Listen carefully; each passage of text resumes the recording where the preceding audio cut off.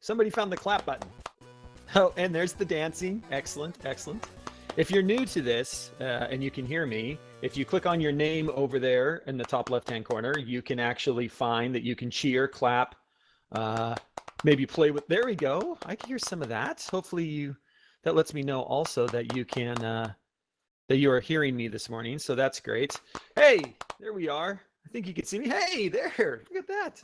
I'm over here on the right screen, if you could see me, and hopefully you can see my slides on the main screen there. It's so good to be here virtually and in person as we get Ben. Yeah, I see NCESDs in the house. So good to see you. So many of you I recognize. It's fantastic. It's been quite the last few 6 months or so here as we've been going through all of this. And I'm excited to kind of share this idea of leading into the future. What are some of the conversations that I've been hearing about around, with the districts I've been working with and different things around the state of Washington and around the US. For those of you who don't know my story, I thought I would start with that to give you a little background. My name is Jeff Utecht. I'm originally from Spokane, Washington, graduated from WSU, go Cougs. Best year to graduate as an elementary, thank you for the claps. Best year to graduate as an elementary ed teacher, 1999, because it was the second year of the WASL, if anybody remembers the WASL. So I became a fourth grade teacher like most of all of my other graduates in elementary year. But really the story starts, this is my fourth time, as you see on the screen right now, this is my fourth time in being in a virtual emergency virtual distance learning and supporting schools through emergency distance learning. So in 2003, my wife and I actually were teaching at an international school in Saudi Arabia. And due to terrorism attacks in both 2002 and 2003, we ended up closing school early and going into a virtual system. And you start thinking about just how amazing this technology is, right? In 2003, we're talking, we had a 56K dial-up modem. We had flip phones, right? Flip phones were what we were using, and then just a regular landline. And then my wife and I, we moved to Shanghai in 2005, and due to SARS, we end up preparing to go into a virtual school situation. We never did, but we were ready to shut down school. We were training all of our teachers to teach virtually, and we were waiting for the government to shut us down, and that never happened. And then 2009, my wife and I were moving, we lived in Bangkok at the time, and due to H1N1 and flooding in Bangkok, we actually closed school for about a month. And so 2009 was quite different than 2003, right? 2009, it's a year before the iPad comes out. The iPhone has been out for 2 years. We were already a school where every kid had a MacBook. We were a one-to-one MacBook program at the time. And it was just incredible to see how technology changes when we end up in situations like we find ourselves in right now. Because of that work, in 2011, I was actually invited to the State Department and worked with senators in Washington, D.C., to fund a global virtual school installment, and very proud to say that during this pandemic, that virtual school was there for international schools the moment they needed it. And then, of course, in 2020, here we find ourselves in 2020. And first of all, I live in Seattle, Washington. And so the moral of the story is do not follow me around. That seems to be where the outbreak was this time as well. So wherever I live, you'd probably be best to move far away. This stuff seems to follow me. But since April, I've been able to support. The state came to me, and the ESDs here in the state of Washington reached out and said, hey, can you support us through this? And since April, we have taken over 10,000 teachers across 180 school districts. Many of you sitting in the crowd here, I recognize you, and just supporting this idea of distance learning. And where do we go from here? And right now, a lot of our conversations are around hybrid learning. I know many of you are moving into a hybrid situation. And if we want to talk more about that after the keynote, we can. But really what I want to focus in on today, and because of the group of people that come to a conference like this, is I want us to be thinking about where do we go from here? You know, one of the things, like if you read through my bio there, one of the things I believe is, yes, you have to get through a crisis, but you don't let a good crisis go to waste. And even just a couple conversations I was having before we started this with some of you, we're talking about, okay, these teachers have done so much work. Where do we go from here? Or we're starting to feel pressure from our community to do education different. And that's what I want us to think about. And there's this idea that the crisis is compressed and accelerated trends that would have taken decades to play out. And I think we're seeing that in education. This is education's disruption. I mean, the internet disrupts something, it disrupts every industry at some point in time. And what we are seeing right now is we are seeing our disruption. And the disruption has been just incredible if you've been able to follow it, what it has done. And I want to share that with you today. I want to share with you what the disruption has done to change K-12 education forever. And then I also want to share with you what are some conversations that I am hearing about the future of learning, because at this conference, with the crowd and the attendees here, we need to be thinking into the future. We need to be not thinking about 6 months from now, but we need to be thinking about what happens a year from now. What are we looking at as we start next school year? And I want to share with you, with over 180 school districts across the state of Washington, another probably 70 to 80 school districts across this nation that I've been working with, what are some of those conversations and where do we as technology leaders need to be thinking? And then I'd like to hear your input as well. So here are some of the disruptions that have happened. And I just want to share these with you because it's so fascinating when you think about the acceleration of some of this stuff. So this is where I want to start, right? On December 11th, 2019, right before we get into the pandemic here in the US, a report comes out that shows 35% of all college and university students took at least one online class. These are undergraduates. So they filtered out all of master's degree and PhD students. And we're looking at just undergraduate students. And just undergraduate students, we are looking at one out of every three students was already taking an online class. We are now seeing that community colleges, the military have all moved to online courses. Now, if this was the number before the pandemic, what's it going to be after the pandemic? And so the question we have to be asking ourselves, if we are not graduating students in our K-12 programs who are prepared and know how to learn online, we are doing them a disservice. We are not preparing them for their future. We also have to understand that the world of higher ed is changing along with us. On May 26th, the University System of California came out, and the entire University System of California is dropping the ACT and SAT requirements for applicants starting this school year. So students, your seniors this year who are graduating, do not need to take an SAT or ACT to go to any public university in the state of California. And in fact, right here in the state of Washington, on June 11th, the University of Washington came out and said the same thing. So just a few weeks after the University System of California comes out, the University System of Washington State comes out. And of course, the U of W says no standardized test requirements for students beyond fall of 2021. And the same happens then for all public universities in our state. SAT and ACT were never a good way to show, the statistics were out there, that there was no correlation between your SAT scores and how well you did at university. And now all of a sudden, we have a system that has pivoted. So what are we preparing kids for if we're not preparing them for ACT and SAT scores? Well, the higher ed, Inside Higher Ed, a great website that talks about all of the changes happening in higher education, started thinking through this. If we're not going to have ACT and SAT anymore, what do we need in its place? And what we need is the creation of a portfolio system. So this is what universities are pivoting to right now, that we need to graduate seniors this year that have a portfolio system that evaluate the scores of, they're going to be assessing higher order thinking, communication skills, and the capacity for intellectual growth. Do your seniors right now, are they working on a portfolio? Because I don't care if you want to go to college, career, or life, having a portfolio when you leave high school is going to be time well spent. So we need to have portfolio systems, whether that is something like Google Sites or Microsoft Sway. What would that look like? What would that look like? And are we starting to head that way? That's preparing students for their future, not our past. Now, when we talk about preparing students for their future, not our past, we also have to look at the condensed and acceleration of the workforce. So July 14th, a study comes out that finds that 82% of business leaders say their organizations plan to let employees continue to work from home even after the pandemic's over. 47% are going to allow employees to do it permanently. 50%, almost 50% of companies are saying working from home is going to be the future. So if we are preparing students to work from home, we're preparing an entire generation that this is the way work gets done.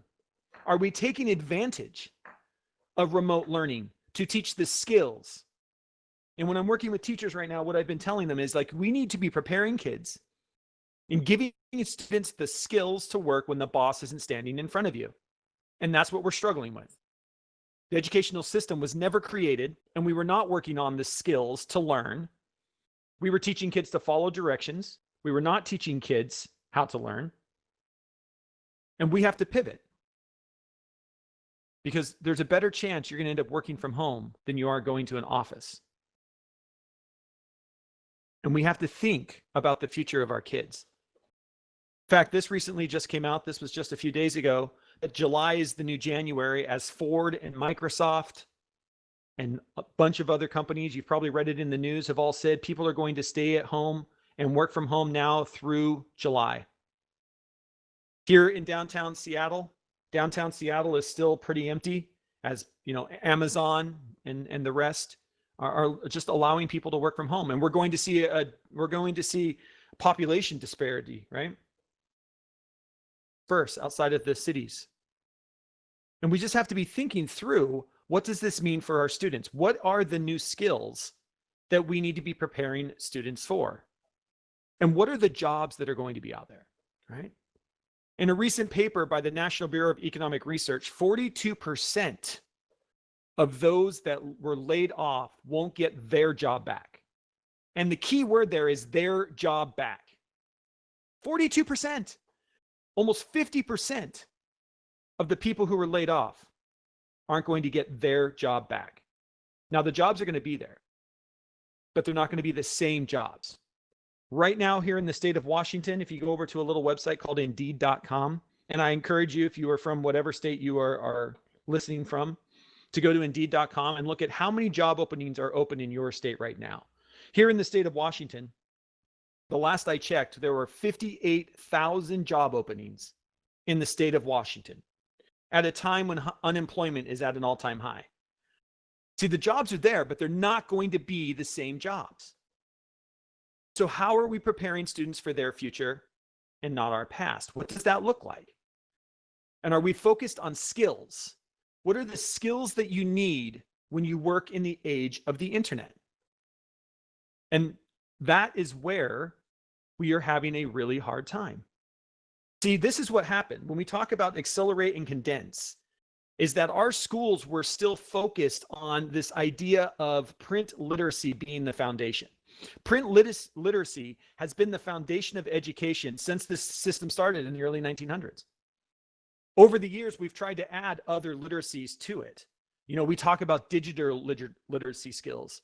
Very few schools I find were actually talking about network literacy skills. And when your foundation is still based in print, in 2020, the era of the internet, you were ready to be disrupted. And that's what happened. What happened for here in the state of Washington on March 17th is we completely flipped that triangle. And all of a sudden, we needed an entire work staff. We needed an entire participant, parents, students, our community, to understand that we are no longer reliant on print, but we are reliant on network literacies. And that is the struggle that we have been in since March when we shut down. As all of a sudden, these literacies that we should have been teaching became the foundation of learning. Just yesterday, I was talking with a teacher who was very frustrated because one of her 7th graders had over 2,000 unread emails. She has been sending her students calendar invites so that their Zoom meetings were right inside their calendar. And here she has a 7th grade student who doesn't know that you should check your email every day, doesn't know how to accept a calendar invite and how their email is tied to their calendar. See, those are network literacy skills that we didn't teach. We assumed that because kids know how to play Among Us, they know how to learn online. And that was an assumption. See, we didn't have network literacy. And we have been spending the last 7 weeks of school focused on network literacy skills, whether that is with our teachers or with our students or with our parents. And we're going to have to stay in this triangle for a while. Now, I'm not saying that print literacy isn't important. I'm not saying I don't want students to read books. But what I am saying is in 2020 and beyond, better make sure that kids know how to read a website first. What is that going to do to our system? Because if the network is here, our disruption was the internet. And it had already been here, and we've been trying to use it, but we are being forced to accept that it is a way that work gets done and will continue to be the way work gets done even after this is over. And here's where I think we're at, right? This is a Darwin moment for educational systems. Only the strongest will survive against a backdrop of 2-century period of faster and faster transformation. The coronavirus is compressed and further accelerated the arc of events. We were already headed there. We were already headed to individualized, personalized instruction. And now every teacher knows how to make a video. Every teacher hopefully understands how to make good pathways. And we've accelerated. And that's what excites me. What excites me is that we have accelerated where we were already going.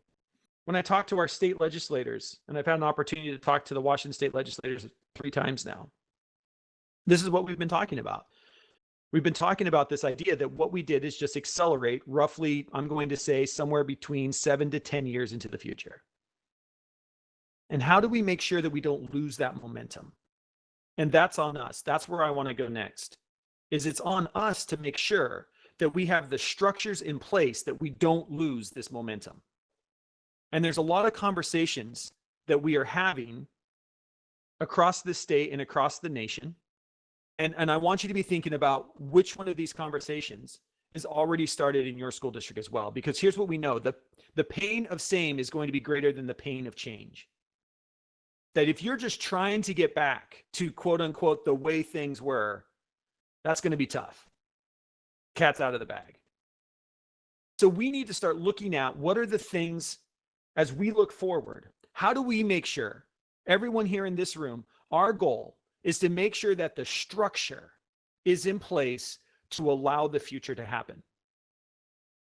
So I want to share with you the trends that I am seeing or are starting to bubble in conversations across the state and across our country, even the world. Having some conversations now with schools in India. First and foremost, student connectivity being funded by basic education. This idea that we, right, so far from most of our school districts, that technology or the connectivity is being funded by levies, whether or not you pass a levy. Right? But there are already conversations at the state and national level that we are going to have to connect every student. And I hope that excites us. Right? I hope that excites us, that we're going to have to be, we're out of basic education dollars, we're going to have to fund every student being connected. So what does that mean? Well, it means that schools could play a vital role in communities in supporting internet for all, and you notice I say families. That if we need to get our communities connected, that one of the easiest ways to do that is to lean on the public services that are already in place. And for better or for worse, education, public education, could be the route that the states or countries use to connect our communities.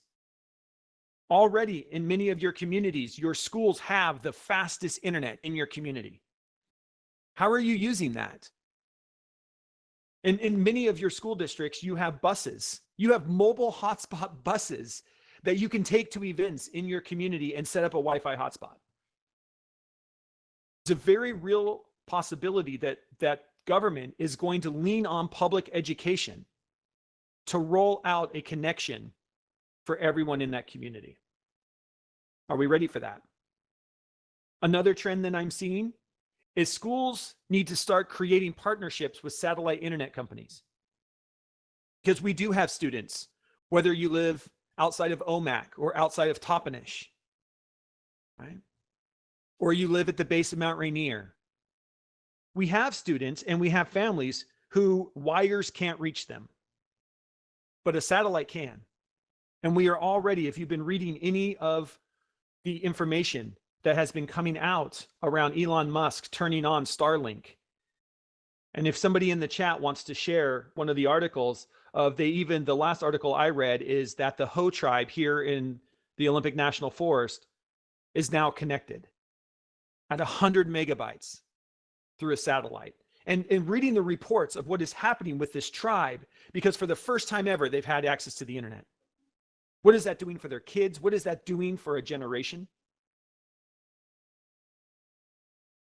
Just think about this. Are you starting to think about where's those partnerships?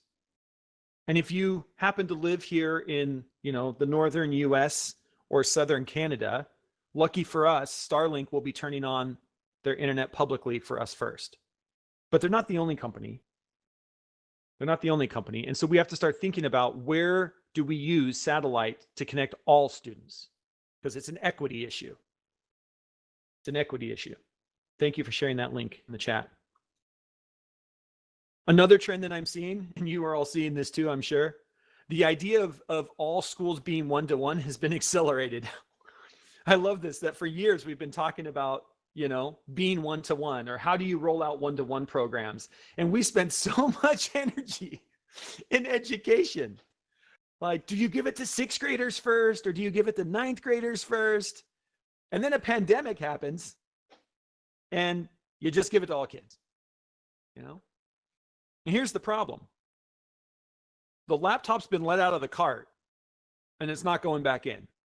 We need to think about, and hopefully you are already thinking about, how do you repurpose carts, right? Carts are going to become mobile charging stations in our schools because we are seeing pressure to have every kid connected to the internet. We are seeing pressure that it's going to be schools that are going to be relied on to give every kid, regardless of age, access to technology and the internet. And schools are going to want students to be bringing that device home to learn and to school to learn. So we're going to end up having charging stations, right? It's out of the cart. The laptop's out of the cart. We're not even talking about one-to-one programs anymore. We just are, right? We're just in them. And what we're going to see is communities, more and more communities are relying on public education to fund the laptop. So what we have to be thinking about, if we're truly thinking as leaders about the future of education, we have to be thinking about, we have just leapfrogged where we were trying to get a one-to-one computer to student ratio, that when we come out of this, we're going to be instantly probably pretty close to a 2-to-1 situation. Every student is going to be bringing a laptop and a phone to our classrooms and schools. Schools will fund the laptop, parents will fund the phone. How do you teach when you have two devices in front of you? And if you've ever seen a student work with two devices, it's like the coolest thing ever. Because most of us have multiple devices. And we use every device specifically for the task that it best does. And I even think, on my phone here, I have a cool little app from Google. Actually, it just got updated. Google released it. It's called the Science Journal. I don't know if anybody has this app as well, but the Science Journal app actually takes, right? Arduino picked it up, and it actually uses the accelerometer and everything else on the camera, all of the sensors. Here's the light sensor on my camera. If you're looking at my video on the screen, looking at the light sensor, you think about that. We're going to have kids walking around with science in their pockets. And we all have multiple devices, and pretending that our students don't live in a multiple device world is not the world we live in. So how are we going to use both devices? My hope is when kids come back to schools, we take down the signs, no cell phones here. Can we do that, please? When we get back to school, can we please take down the signs that say no cell phones allowed?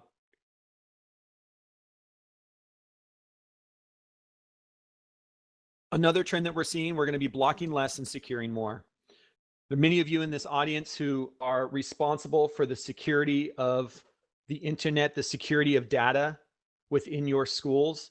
We are going to be seeing more and more of that, right? Your job is only going to get harder, but we're going to see we need to keep data secure for kids. We're going to need to keep data secure for families, and we're going to be blocking less. You know, many of you know I've been harping for years about unblocking YouTube for kids. And all of a sudden, we need YouTube unblocked so kids can learn.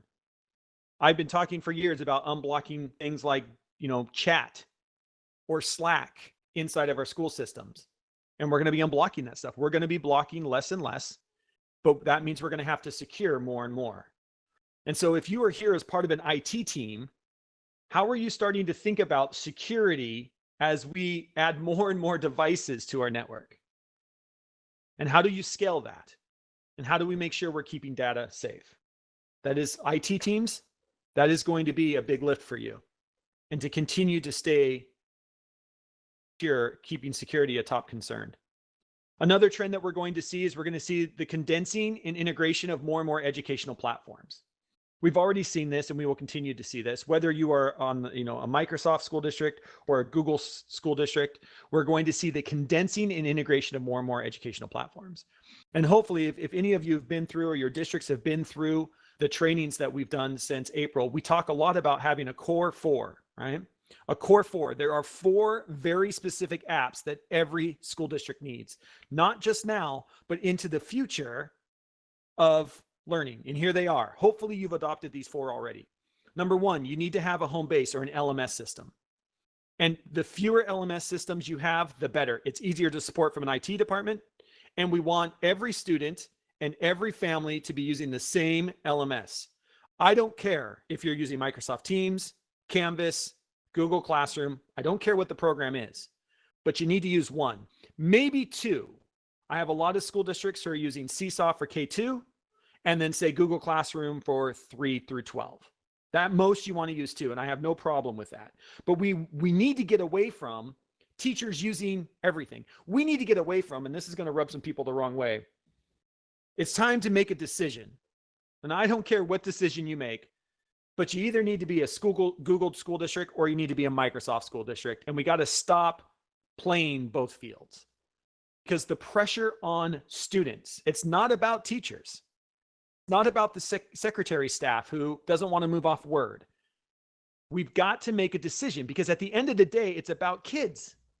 And I am hearing reports from school districts who are trying to play the Google Microsoft world that kids are getting lost. Because the pressure is then on me as a student. Does this teacher want Google or does this teacher want Microsoft? And I'm having to make that decision. And that's not a decision that should be placed on a student. So I don't care which one you choose. Choose one and come up with your core 4 within it, right? So you need an LMS. The fewer LMSs, the better, because we want students to be able to support each other. And students can support each other if I'm a 7th grade student, I know I can call any of my friends and they're using the same program as me. That's what I want. They're using the same program as me. So we want, right? Core 4, LMS system. You need to have some kind of data storage. So usually it's Google Drive or Microsoft OneDrive. That's a pretty easy one, but just one, not both, one. Then we need 2 other ones. We need a synchronous video platform, whether that is something like this, whether that is, Zoom or Google Meets or Microsoft Team Meeting. I don't care, but you got to have something, and it's got to be a system across everybody using the same system. And then the 4th one, which we found was a hole.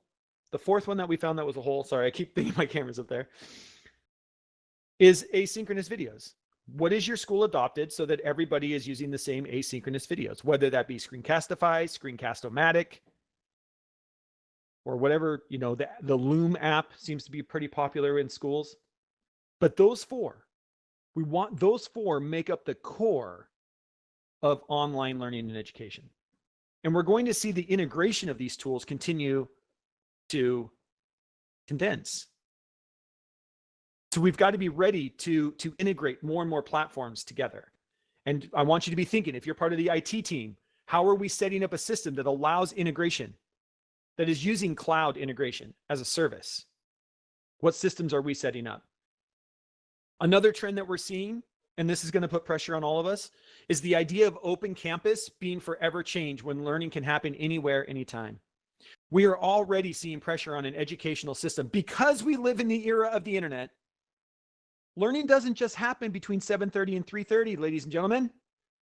Learning can happen anytime, anywhere I have a connection. So we already have school districts who are looking at flexible timing of classes.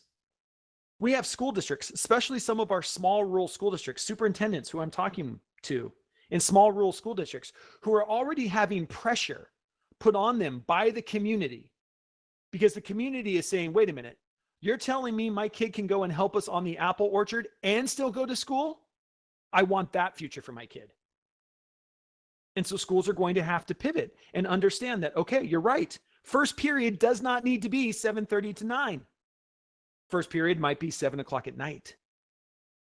How do we start taking this idea? And if we understand that the internet is here and it allows us to stay connected, the idea of even open campus during the school day where students can do internships, and we, the system, are going to have to figure out how to give that student credit for interning down at the vet, or interning over at the farm, or interning down at the factory, or interning at an office. That's on us, because they can take period 3 at a different time and place. It doesn't have to be at 11 a.m. You think about the possibilities that that opens up. If we start thinking about open campus as something truly our students can take advantage of during the day, and instead of our kids trying to fit into an educational box, we're going to have to try and mold education the world of our students. That excites me. Think of the advantages that kids could have, especially here in the state of Washington, where we have 7 different pathways to graduation, and we actually get to allow kids into some of those pathways. Another trend, and again, IT departments, we got to be thinking about this, online public education being a norm. That we are already hearing that this, I just had a conversation last night with a family, their son being the most successful he has ever been in his high school career in distance learning, and he doesn't want to go back. He doesn't want to go back. This works for him. He's an introvert. He doesn't like the pressures that school has to be extroverted, and this system's working for him. And we are hearing that from our communities. And so we need to be thinking about, what does that look like? We need to be thinking about, in the future, there will always be an online option for our kids and for our families. Are we preparing for that?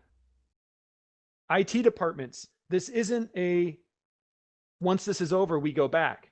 This is, once we go over, how do we make it stronger? How do we continue to lead into the future? My goal, and this isn't going to sound good, my goal is that public education put private online schools out of business, because I think we can do it. We need to be looking at new ways for learning to happen without a bell schedule. And we already have school districts that are looking into this.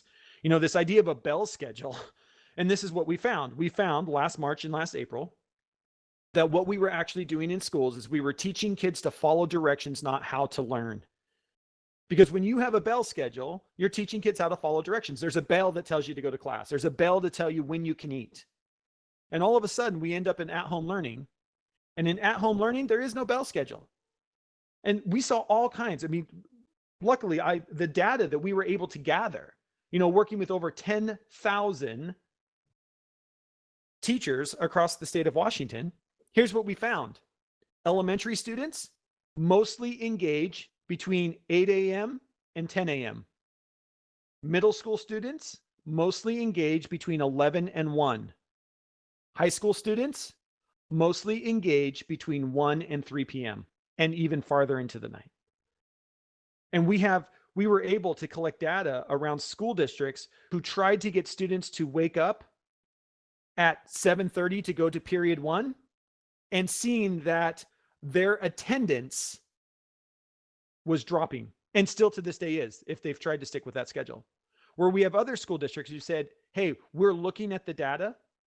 High school kids, your classes start at 1:00 in the afternoon. Because we also know that for many of the high school students in the situation that we find ourselves in right now are supporting their middle school and elementary brothers and sisters to get online. I can't help my 4th grade brother get into Zoom when I'm in Zoom myself. And so there are so many ways that when we start looking at that, education, any place, anywhere, from the moment you wake up to the moment you go to sleep, you can learn. What's that going to do to a school day? And how do we start looking at when do kids engage the best? We had some high school kids who their parents were laid off and they were able to go and get a job, support the family, and still go to school. That's a future I want for kids. If you end up in that situation, you should still be able to graduate high school. And it doesn't work for every kid. And I want every kid back in the classroom, 100%. I am not saying that I want every kid to be learning online. I want every kid back in person in front of a caring adult. But I also want us, as we get back there, I also want us to take with us all of the knowledge of how do we support kids. Another trend we're seeing is video and audio teaching is now a new normal for all educators. That we're going to be seeing, I think, especially ID departments, we're going to see more and more purchase. We're going to see more and more purchases of video equipment and audio equipment. We're also seeing this move away from using places like Zoom to being more asynchronous learning as students get used to it and as teachers get used to it. You see things like here at the University of Washington, that even professors are moving away from holding synchronous Zoom meetings for their lectures. Because if I'm lecturing, which is really storytelling, there's other ways that you can do that. And right now, actually, we're even seeing a move away from video to just audio only. You know, audiobooks have been around for a long time. Books on tape have been around for a long time. It's a great way to learn. If we teach kids the literacy skill, that's the digital literacy. How do you learn through audio? Are we teaching kids? Have we taken the time to teach kids that skill? Have we taken time to teach kids how do you learn through a video? Because watching a video to learn how to play Among Us is different than how you watch a video to learn something deep that is content related. And there's a structure to it. That's a literacy that we need to teach kids. But we need to be thinking about in our schools, how are we starting to transform our spaces? Where places where students are making video, where teachers are making video, where teachers have the ability to make audio broadcasts or make a podcast they can put on your phone. Because remember, we're going to be in a 2-to-1 world. And the kids have earbuds in already, might as well be listening to something worthwhile. So be thinking about our spaces in our schools and how do we transform that. And here's where all of this is leading. All of this is leading, and this is the big lift. And this is why our communities, we have to bring the parents along with us because parents aren't used to this. We're bringing an entire educational system along with us as we move into this world. This is it. Here's what's happening. Everything that I'm talking about here today is moving us from a content-based educational system to a skill-based educational system. Because the content no longer lives in the heads of educators. See, when we connect every single child to the internet and content is freely accessible by all, then what we need to focus in on is, do students have the skills to access the content? That is what the transformation is. We are transforming from a content-based system to a system that has to teach you the skills to access the content, make sense of the content, know how to use the content the moment you need to use it. The moment you need to know it, can you go out and find it? And that is the big lift that we are finding ourselves in. That is the transformation that we are in right now. And if you actually talk to teachers and you listen intently, teacher frustration right now is around that kids don't have the skills. Kids don't have the skills of how to learn through a Zoom meeting. Teachers don't have the skills of how do you teach and keep kids engaged in at-home learning situations. Those are skills that we must be focused on. Because our job is to prepare students for their future, not our past.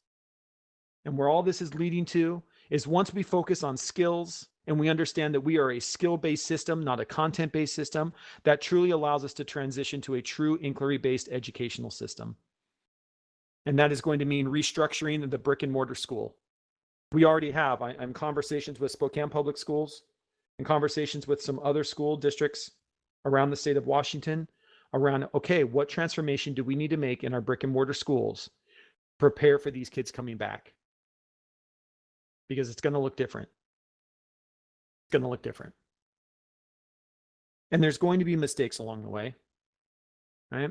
I mean, we've made plenty of them in the last 6 months. You think about how far we've come, how far our teachers have come, how far our parents and community have come in what's it been, almost 6 months now?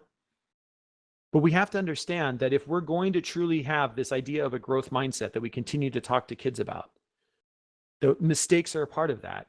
And we're going to learn from our mistakes, and we're not going to get it right the first time. Because when you go through a disruption, like the disruption we're going through now, you're innovating at the speed of a click. You're learning at the speed of a click. Are we teaching kids how to learn at the speed of a click? Are we being innovators at the speed of a click? If you're in the IT department, are we innovating at the speed of a click?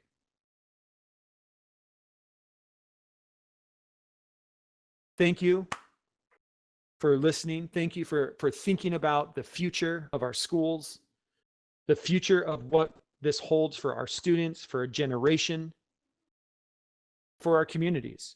And we've got to be thinking about, at conferences like this, we really got to be focused on what's the next step? Where do we go from here?